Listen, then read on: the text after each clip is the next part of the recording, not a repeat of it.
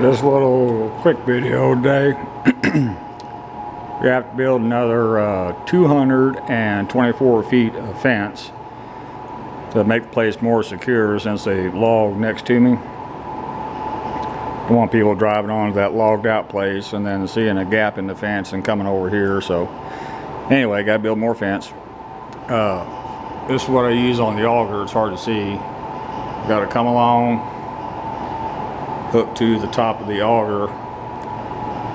That's almost the center of gravity. These dang augers always either wreck my back or tear my fingers up.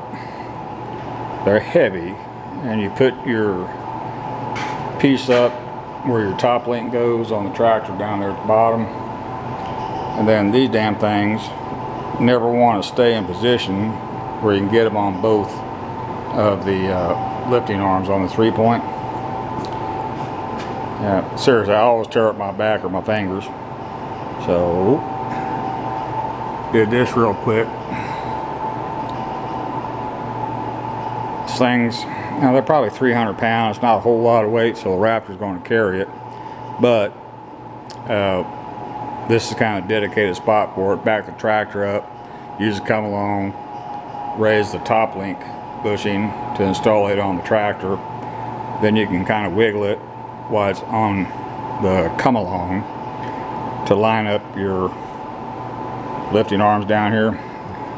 That's the plan. It come off real easy, so it should work going back on. This is an old barbed wire uncoiler I made probably 35 years ago. Homemade. Just drop it down on the ground so it's got a little bit of friction. Run down from post to post. Do your wire. Turn around, go back the other way, do your wire again. No reason to get carried away getting real fancy. You know, something this simple works just fine. And like I said, I made it 35 years ago. Ain't no big deal. Some rod that goes through the eyes. And cut out a circle on some plate steel. And got a bolt here with a double nut. You're out there. Take these off.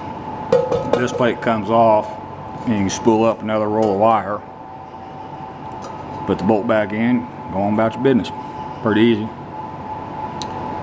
had to set 4 6-inch posts. I set one yesterday, let the concrete set up, got our line straight, set 4 more today. Got them concreted in. So next weekend, if it's not pouring down rain, we can come up here and do some more on that. It's my 5203 loading tractor. The reason I didn't get much done yesterday, damn battery went bad. I spent a little over 3 hours trying to get it to take a charge. Well, they didn't want to pull the battery out, and finally give up. Got a spare battery for a winch. Put that battery in the tractor. It ran. It was working it today. Then it didn't. And started tracing everything and cleaned the ground real good, going from the battery to the frame. And now it just starts right up like it's supposed to again.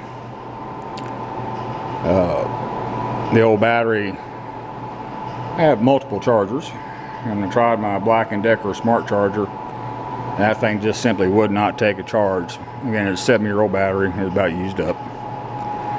So I bought one for the tractor so I can get my winch battery back out. I'll probably do that after we get done with the fence.